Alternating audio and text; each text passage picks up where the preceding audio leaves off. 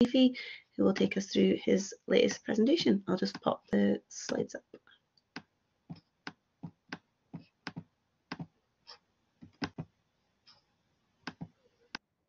Thanks, Chloe. Welcome, everyone. I hope everyone can hear me just fine. Today, I'd like to look at the greatest foreign policy issue that the US faced after the Napoleonic War and the War of 1812 and before the American Civil War, as well as the ideology driving the crisis. And that crisis was over the northern state of Mexico, or part of half of a state, Texas, as it's now known. And it's essential to remember that Texas was a state of Mexico before it was anything else. So this is a discussion about what is really northern Mexico.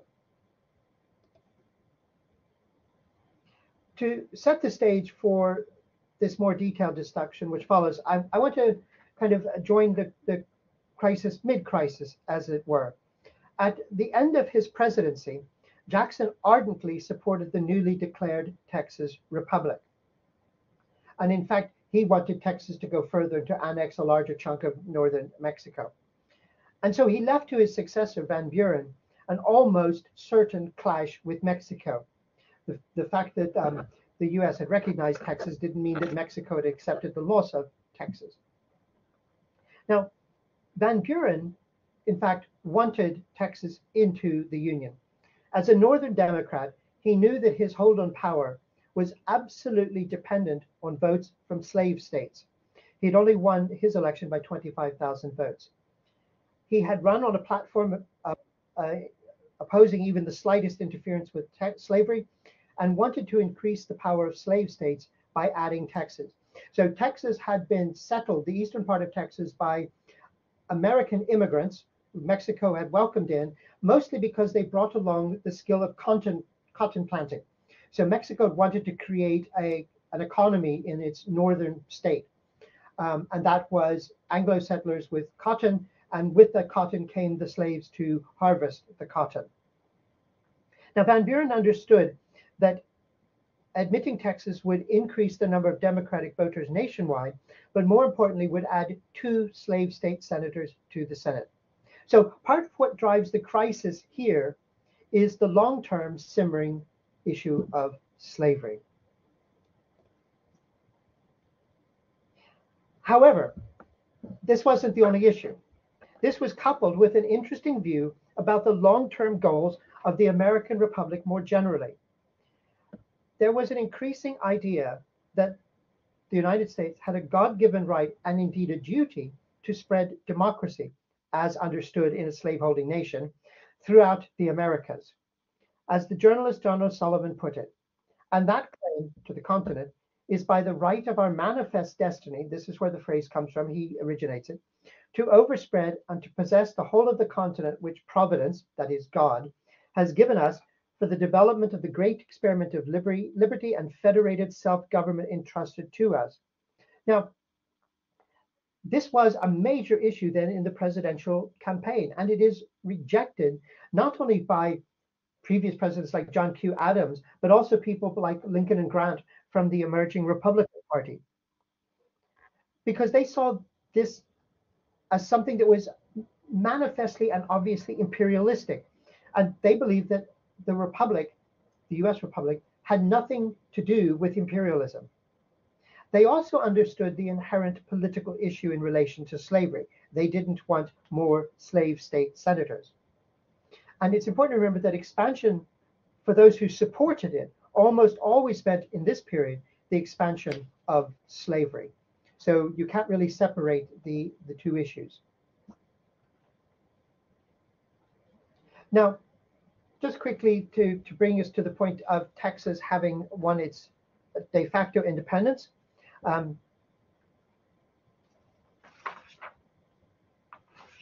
They have fought a number of battles. They've unofficially declared independence in 1835. More formally in 1836, they're declaring independence. Thereafter, unfortunately, independence doesn't really amount to anything because they suffer 2 enormous defeats First of all, the Alamo is taken over, and over 200 men are massacred, and another 400 were executed after surrendering at Goliad. However, the key event, Goliad becomes a sort of a martyrdom thing in Texas mythology. The Battle of San Jacinto is the key one. Santa Anna, who is the president of Mexico and also a military autocrat, and his forces are crushed.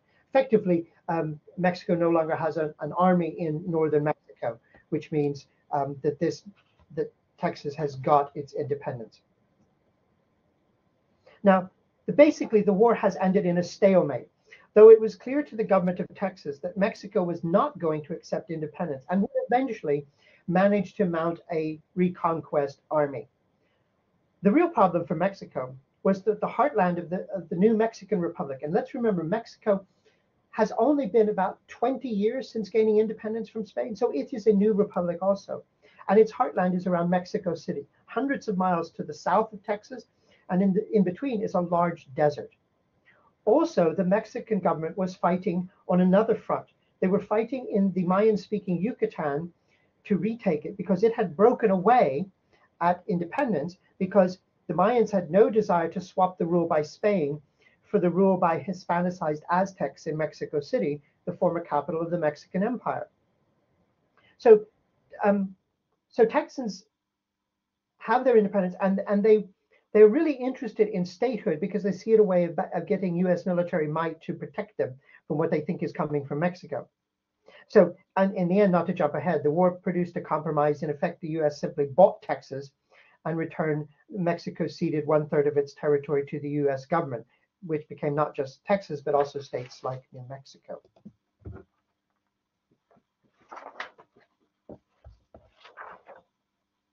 And you see what this is, the sort of short version of it. The U.S. pays $10 million. The Texas public debt is paid, and 1/3 of Texas territory is ceded to the federal government. And as a result, the U.S. gains an enormous part, about 1/3 of Mexico's territory as well. And this was the result. In effect, Texas ceded to the U.S. You can see the disputed area. You see that this doesn't look like Texas, that a large section to the west is broken off and becomes federal territory. You also see that there's a large part of Mexico that still goes quite a ways north, up to what is now the northern border of California. That is still not in Texas. It is not something that the U.S. gains until after its war with Mexico. Now, there are a couple of, before looking at the war in detail, let's put some of this into a wider national and historical context. So you see, this is America's first foreign war. Well, yes and no. The U.S. invaded Canada in 1812, which sounds a bit like abroad, and it had repeatedly made war on Indian nations to its west, which were also technically abroad. But for most of Americans, this is the first foreign war. It's the first one where photography was used. It's the first one where steamboats played an important role, all of which was going to be much more important 15 years later in the American Civil War, and also with newspaper correspondence. So in other words, a lot of the things that we see as so prominent in the American Civil War are effectively cutting their teeth in the Mexican-American War, and as are the officer corps. So most of the officers of the American Civil War were actually fighting side by side as part of the American forces in the Mexican-American War. And you can see the names, from Robert E. Lee to Stonewall Jackson, Ulysses S. Grant, and William Tecumseh Sherman. So effectively, they all knew each other. But how did the war actually start? In 1845, the U.S. sent a force into Texas to secure the new state under General Taylor. Now, this effectively means that they are actively engaging military in another country's revolution. You might think, well, that's surprising, but it's not. France had done exactly the same thing in the American Revolution. So from that sense, that's not as abnormal. What is really interesting is at the same time, the U.S. ambassador to Mexico, Slidell, had managed to negotiate a reasonable compromise that might have avoided war, but his results were ignored. The U.S. wanted war, and most Americans were appalled at the concessions the Mexican government had offered.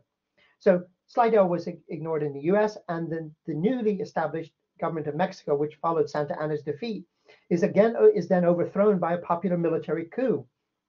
So what we see is from almost the outset of the Mexican democracy, U.S. interference in its internal affairs, resulting in coup after coup. By early 1846, a stalemate was reached along the Rio Grande River, with Taylor staring across at a Mexican garrison. But nothing really was happening beyond that. Not much of a war, and not much of a reconquest either from the point of view of the Mexican.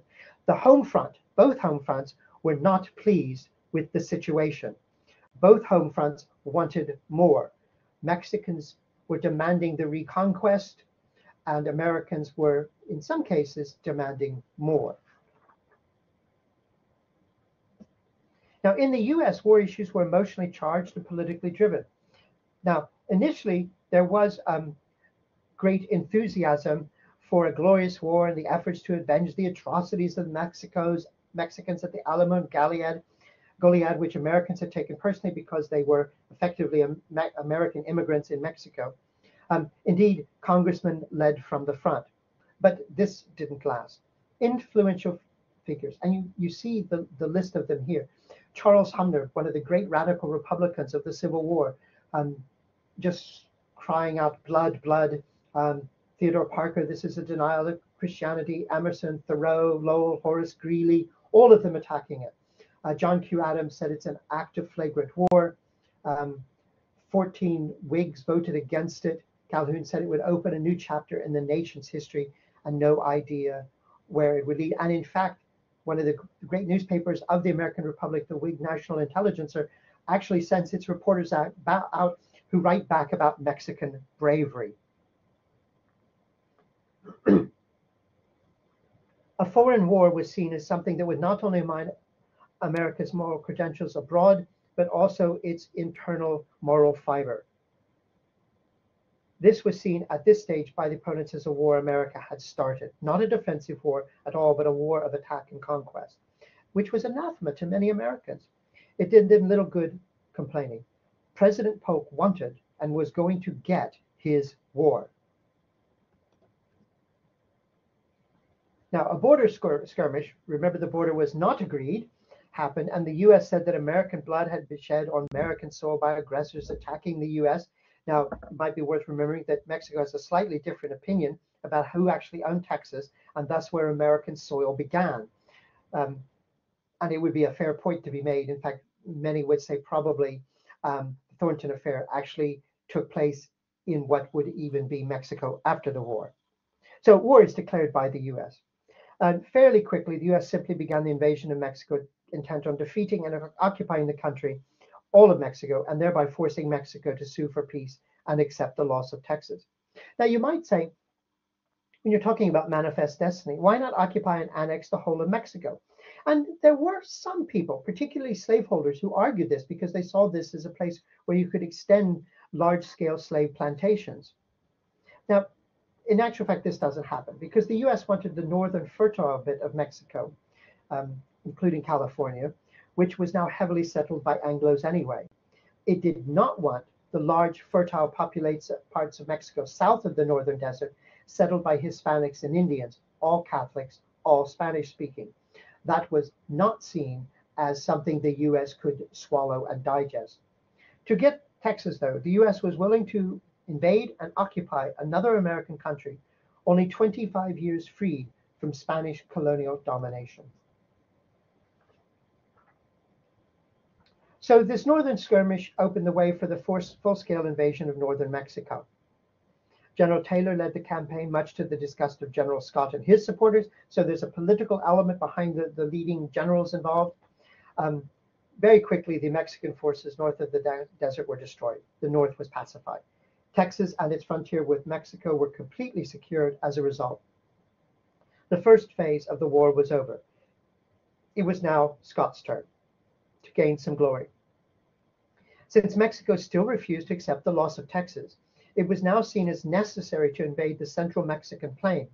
In fact, ironically, following the route of Cortez in his conquest of the Aztec Empire, starting with Scott leading an amphibious assault at Veracruz. But there were more problems appearing than just politics. American troops were poorly led and even more poorly supplied. Many troops were furious the minute they crossed into Mexico, considering this now a war of conquest, not defense. This led many to desert, and for political and supply reasons. The result was a brutal discipline, almost as brutal as the conditions the troops were meant to endure. So you get images like this being sent back from the front of American soldiers being hanged who are deserting, largely because they refuse to fight in what they see as a foreign war. In the midst of the politicized situation, in which even the troops debated the legality and Americanness of the prosecution of the war, the Southern campaign began. Polk ordered Taylor to give most of his troops to Scotch. He was left holding northern Mexico, but unable to do anything else for lack of an army. And you can understand why. The Democrats, Polk, did not want a war hero Whig, in other words, from the other political party. A series of engagements followed the unopposed but chaotic landing at Veracruz, ending with the defeat of Mexican troops on the approaches to Mexico City at Churubusco. At this point, Scott proposed a truce, but the Mexicans valiantly refused. They were not going to treat with an invader. Now, it's worth considering this sort of jingoistic image from the front. It gives a rather glorified and patriotic view of what had been a disastrous landing, which only succeeded because there were no Mexicans there to oppose it. In other words, the Americans simply show up and are able to land everything on the land, and then start marching inland before they actually run into any actual Mexican resistance.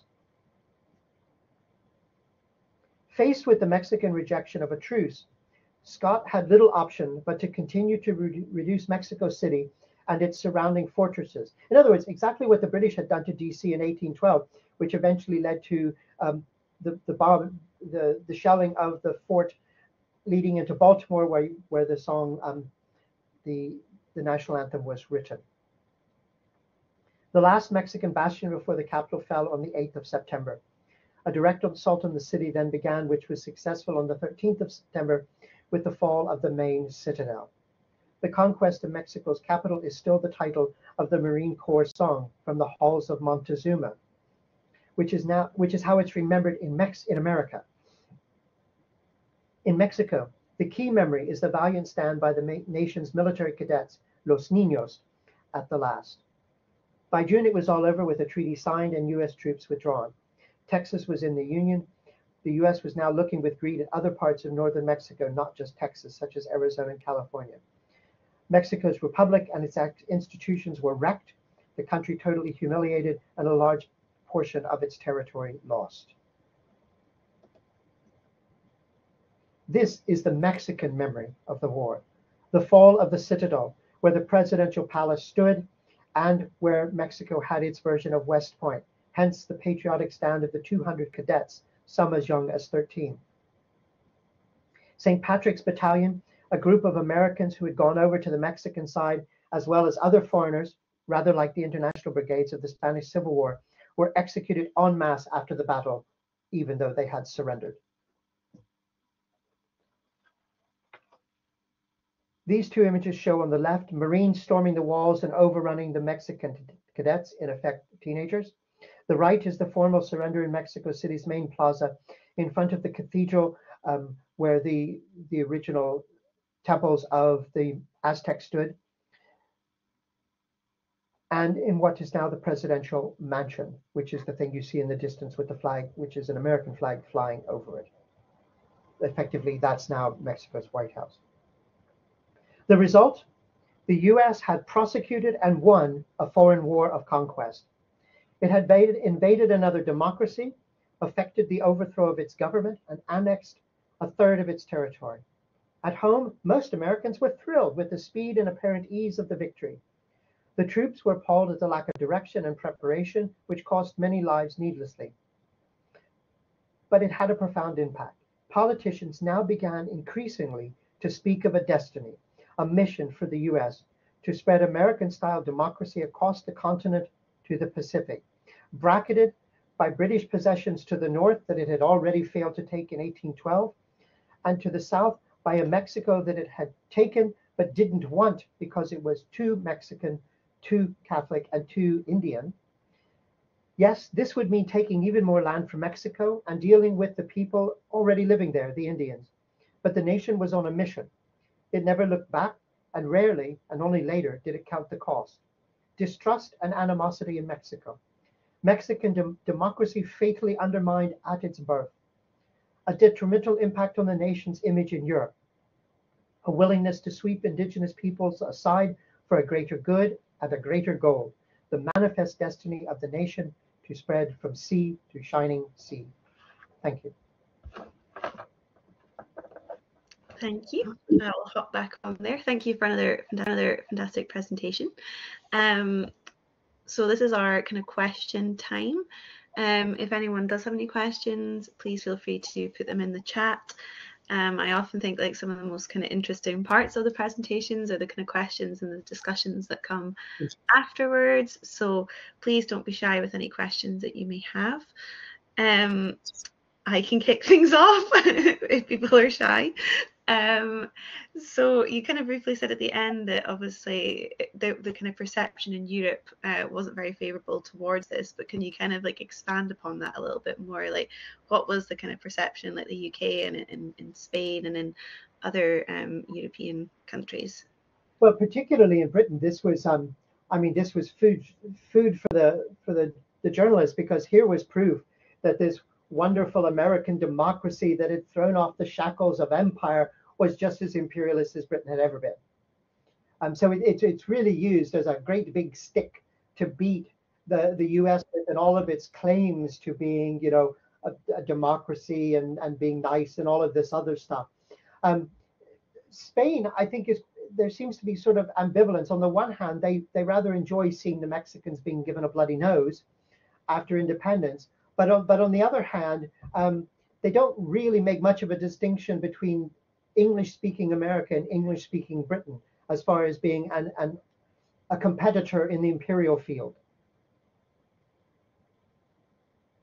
Thank you.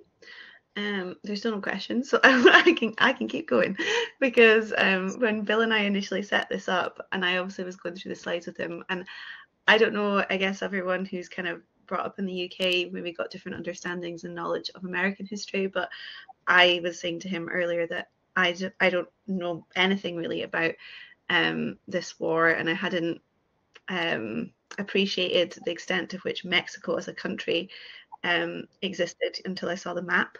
Oh, perfect, there's a question, so I will cut myself off there. So first question is, what links are there with the soon to happen civil war and the impact and the kind of influence? I mean, I think that one of the things it does in the minds of anti-slavery is it really drives home to them that those in favor of slavery really, really want to spread slavery, because they see this desire to annex Texas is all about bringing another slave state in the Union.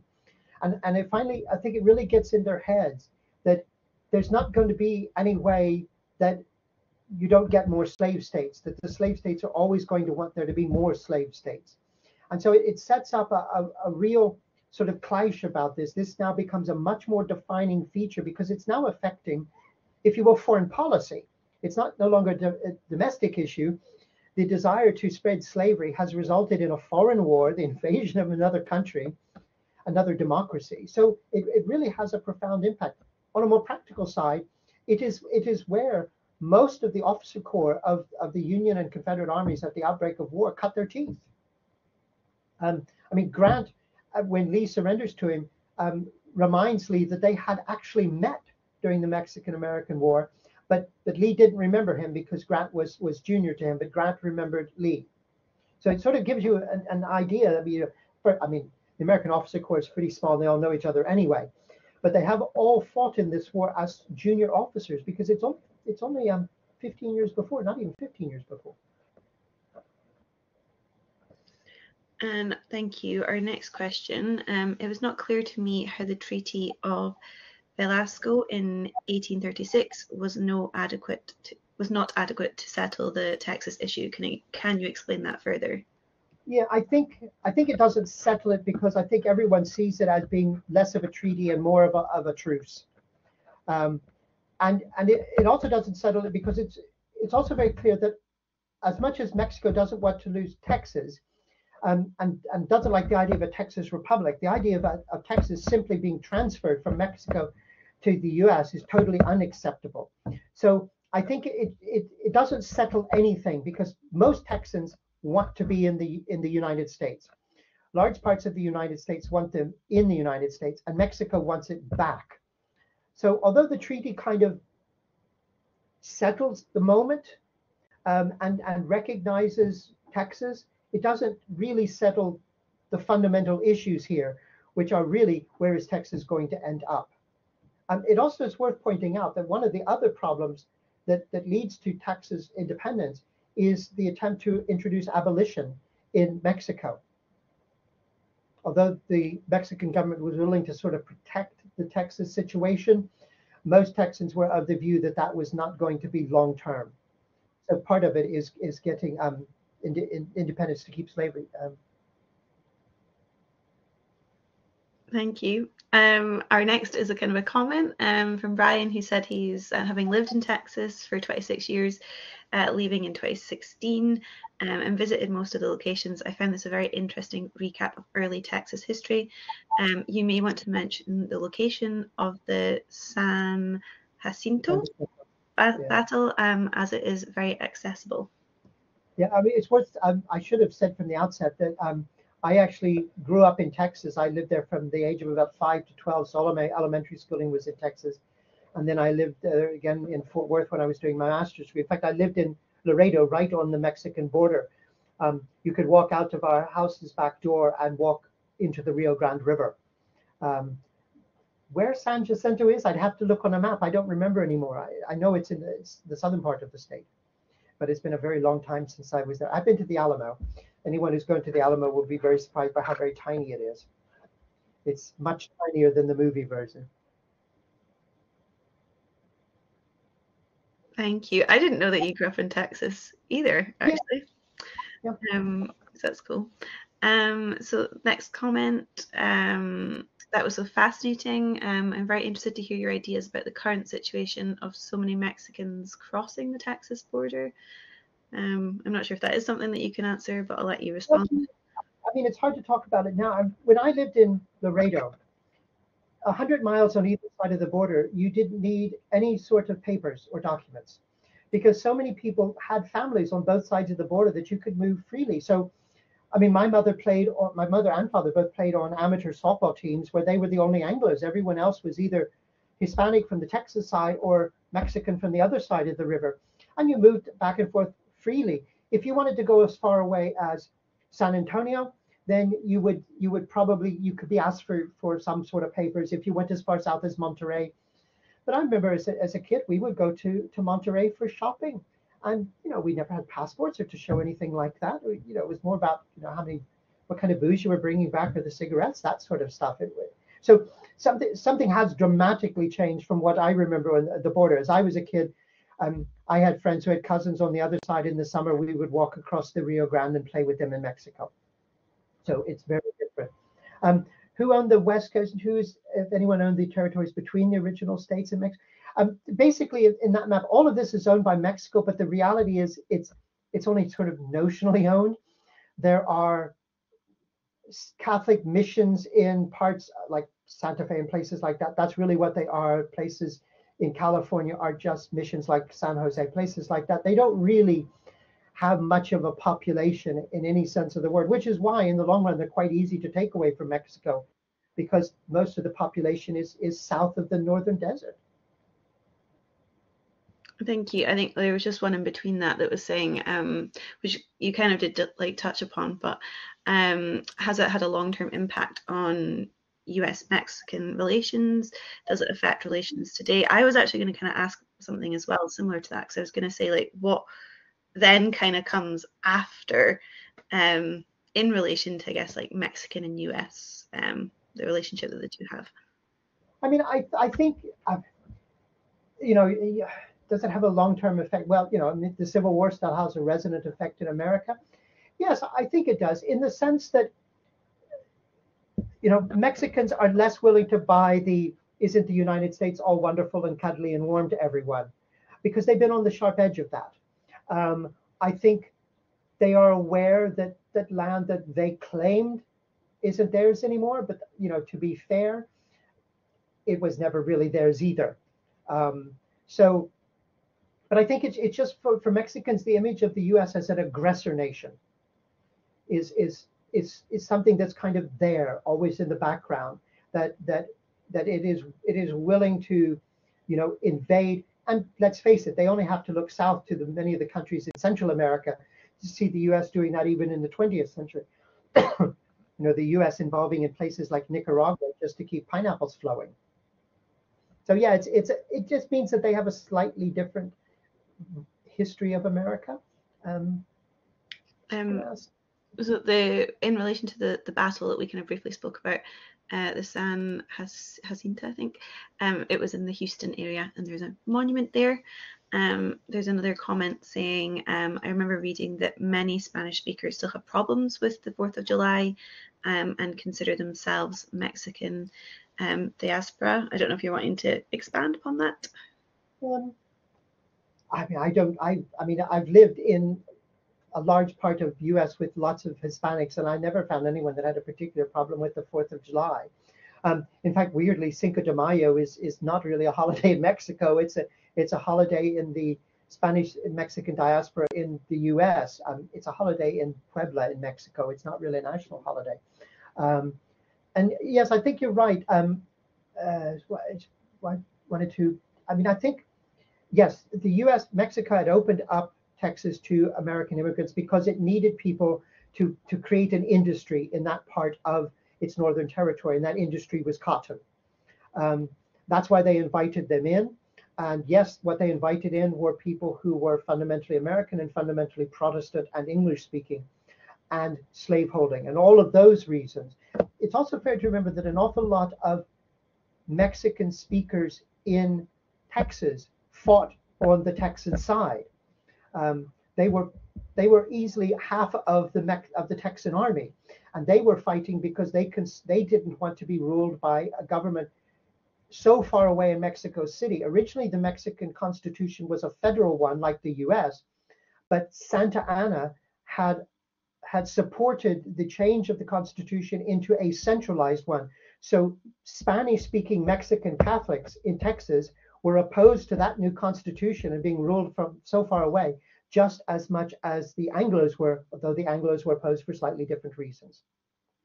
Um, European powers, no, I don't think they did.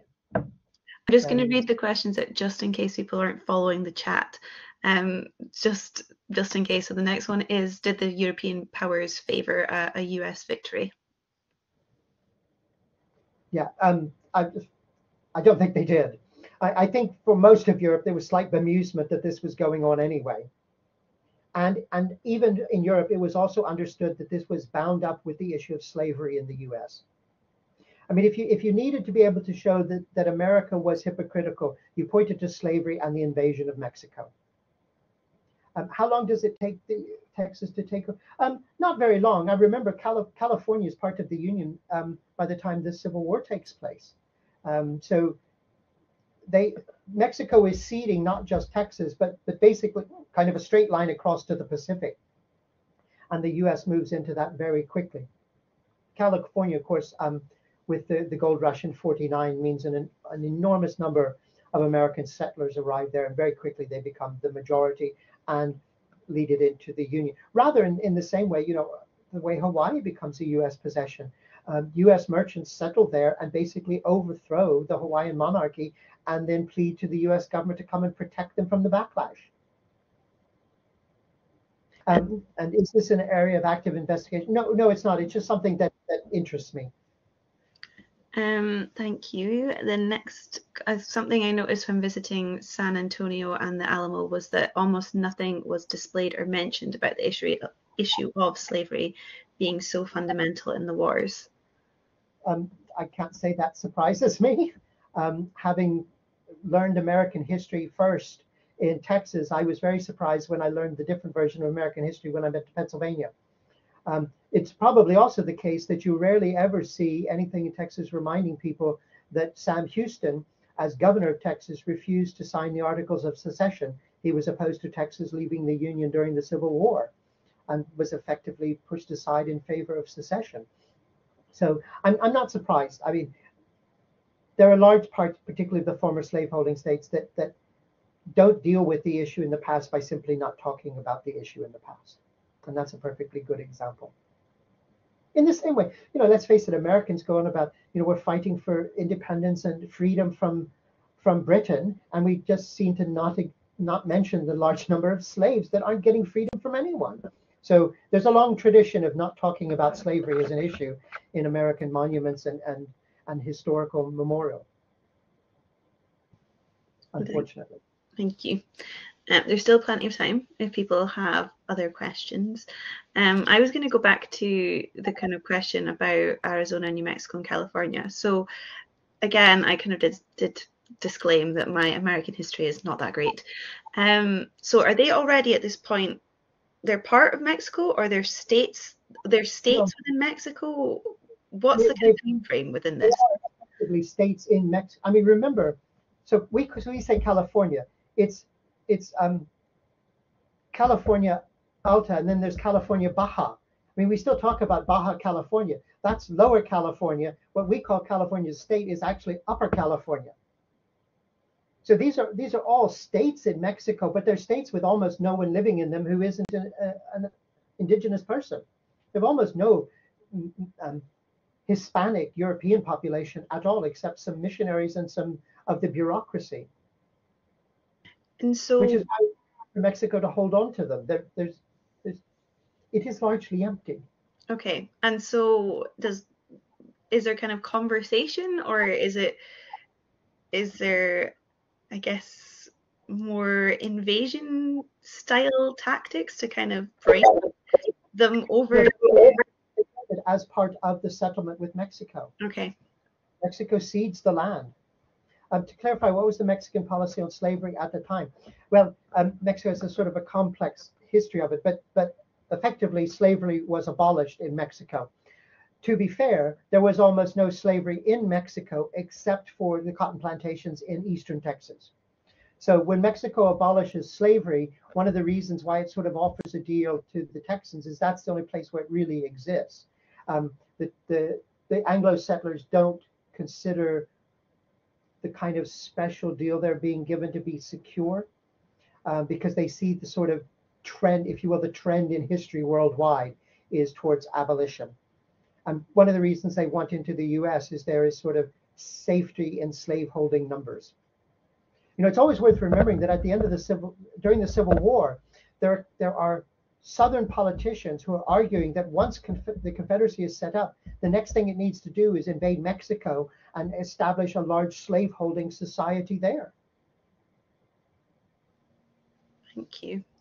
So in relation to the kind of slave owners that are in Texas at this time, you said predominantly kind of European heritage. Are they predominantly kind of like British or? Almost entirely American migrants. Okay. So from like throughout, with a very kind of mixed history, or? No, they're mostly from sort of, a lot of them are places like Kentucky and Tennessee, which are slave holding, but not particularly good agricultural land. Okay. So what they're doing is moving to East Texas, which is fertile, largely flat, great for plantations. Whereas Tennessee and Kentucky are not quite as good for that. So they're taking, so people like David Bowie and Sam Houston and people like that, largely Americans via Scottish ancestry, are looking for good land. And that land is there. Effectively, the Mexican government says, bring your knowledge, bring your industry here, and we will give you land. It's effectively homesteading. It's just instead of homesteading in Kansas, it's homesteading in east part of Coahuila, Tejas. Thank you. The next question, what were the implications of the Guadalupe Hidalgo for the Oregon Territory dispute? When did that settle? And also, Oh, I don't. if you're able to explain what the more about the Oregon territory dispute as well, please. Well, there's issues about Oregon and Washington between sort of where the line is from the point of view of both the British in the north, but also the bit of California that has been taken. And Guadalupe Hidalgo deals with actually a small bit of, I think, what is now southern New Mexico, which kind of wasn't left in Mexico at the end of the war and wasn't in the US at the end of the war. It had to do with where the lines were drawn. And it kind of ended up this sort of space. And settling where that was going to end up is all part of effectively drawing lines that then explain why Oregon starts where it does and where California ends where it does. And then there's also discussions with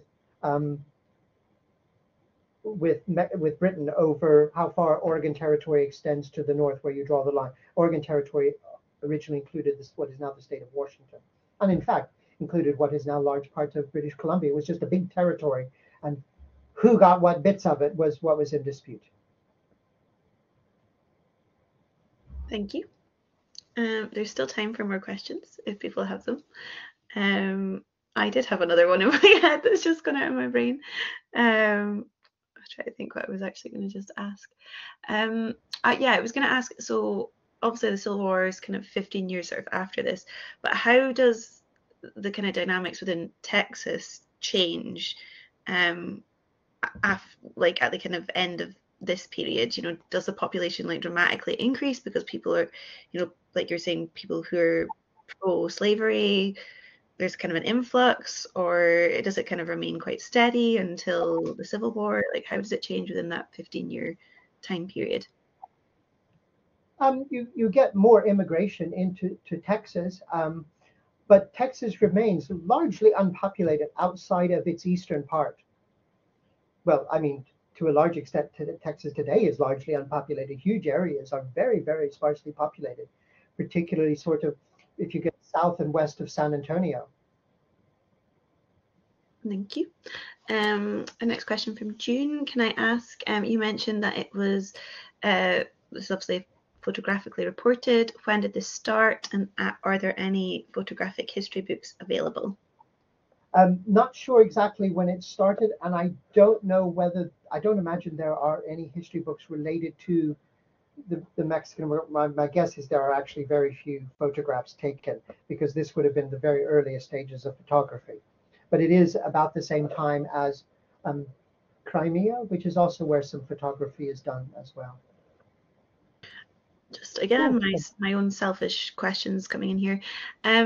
Would those photos being taken by the soldiers themselves, or would there have actually been like news reporters who would visit at that stage? These will be photographers who have gone out and are taking pictures that they then are hoping to sell, probably to newspapers. Okay. Same way in the Civil War, these are photographic studios who go out to create pictures that they then hope they can sell. Okay. Thank you. Our next question, could you please clarify who the Tejanos were and what side they were on? So Tejanos traditionally is used to describe people in Texas of Hispanic ancestry. Many of them were on the side of Texas independence, because when the Constitution was trashed, the federal Constitution, in favor of an entirely centralized and extremely conservative one, they disliked it almost as much as the Anglos, although for different reasons. So even today, I once had a discussion in San Antonio with someone who was of Hispanic ancestry, and said I was going to go to Laredo and then go across the border, and he was horrified. And he said, "Oh yeah, my wife's from over there, but I go there and then just put on a bus. I've never set foot in Mexico." Now that's a Tejano. In his mind, he is a Texan, but is Hispanic. So, but he is definitely, you would not call someone a Tejano a Mexican. They would not like that very much. Do Texans consider themselves? Oh, I don't know. It's a big debate. When I lived there, yes, they do have a very different view. For when I lived there, American history that I was taught in Texas schools started when Texas joined the Union. You got Texas Republic history, and then you got U.S. history. when I moved to Pennsylvania, I was doing Pennsylvania history, and I remember asking my teacher, what did Pennsylvania import and export to the rest of the country? And she said, what do you mean? You don't talk about states importing and exporting. And I said, in Texas, you do. So there is a sort of a weird ambiguity there, because Texas was a republic and remembers that it was. The indigenous people are largely being left out of the equation in almost the entire discussion, because they don't probably want to be Mexican any more than they want to be American. Thank you. Next one. Also, you mentioned the large number of soldiers being shot as deserters. Were there conscripts or volunteers? If volunteers, would this not have affected the people's attitudes to the war and support of it? Most of the army at this time it's not a conscript army. You don't have the first drafters during the Civil War. It's not, I guess you could call it a kind of a semi-professional army. I mean, the US doesn't really have much of an army, and this is why it's such a disaster through most of the Mexican-American War, because largely what it has is sort of some garrisons and border forces. And so I don't know that it affects them, because having never had a draft, there's no other way to think of soldiers in the US at the time than they are what they are, which are people who have largely volunteered to do it. And it's also obvious that the soldiers who rebel, and indeed the ones that go over to the other side, only do so once the US invades what they perceive to be Mexico proper, because they're horrified by it. And yes, Texans have massive pride in ourselves. I know that when I was there both times. I mean, it's a fascinating place to live. It's massive. And like I said, it does have a memory of having been an independent country. But there's a lot of ambivalence with that sort of memory. I mean, that memory would be different for Texans who are of African heritage, in other words, people who are descended from slaves. It would be different from Tejanos, who were largely excluded from the Texas political structure after independence, although they had fought side by side. And it would certainly be different for people of indigenous ancestry. So, it's always important to remember, when we say Texans, how do they see themselves? How do they think of themselves and stuff like that? We tend to be talking about Anglo-Texans, white Anglo-Texans. Thank you. I've also just had a question come in to me direct. So, to what extent was industrialization of the US a factor in the favorable outcome for the US? Very little. The US is not heavily industrialized at this point at all. And the disastrous nature of the military throughout the campaign gives you an idea of just how ill prepared it was. It's just a comment on how much worse the Mexican forces were. Oh, and yes, the word succession still comes up in Texas politics. And our next one, are there any feelings about Texan independence because of their history as a republic? Yes, well, that is sort of an answer to the previous one. You still get Texans. Yeah, and again, when I say Texans, I'm largely not talking about the Spanish-speaking Tejanos. I'm not talking about people of color. We're not talking about people of indigenous ancestry. There are some of what's left out of that mix who still say we should go back to being an independent country. And then we'll talk about their GDP per head and stuff like that. And it's worth remembering, Texas is the only state in the union that has a completely self-contained electrical grid. You remember a few years ago when there was lots of people dying because of the heat and because basically the electrical system in Texas collapsed? It collapsed because it couldn't draw on electricity from the rest of the union because it's not connected. And the reason it's not connected is Texas doesn't want to have the federal government telling it how to do anything about its electricity industry. And since it's entirely in state, it doesn't have anything to do with the federal government. It is an interesting place to live. Thank you. We usually kind of go to about 6 o'clock. So if there are any more questions, feel free to pop them in. I feel like I was right when I said that sometimes the questions and the discussions that kind of come out of this can be like the most interesting kind of aspect of the kind of online events that we do. So thanks to everyone for contributing to that. if there aren't any more questions, we'll maybe, I'll kind of speak slowly just in case anyone wants to type. But if there aren't any more questions, we can maybe wrap up there. It's been also really cool seeing obviously people who've joined this talk, who've lived in Texas or are Texan themselves, and as well as those who are kind of joining us from the UK. And I know that we've got people joining us from other parts of the world as well. So thank you very much. And thank you very much to Bill, who does a great job of always kindly always. presenting with us. So thank you so much for doing another presentation with us. Very much appreciated. And yeah, thanks to everyone for coming along and for contributing. And I hope you guys enjoy the rest of your afternoons and evenings, whatever you are. Stay warm wherever you are. Yeah, indeed. Thanks again. Bye. Bye.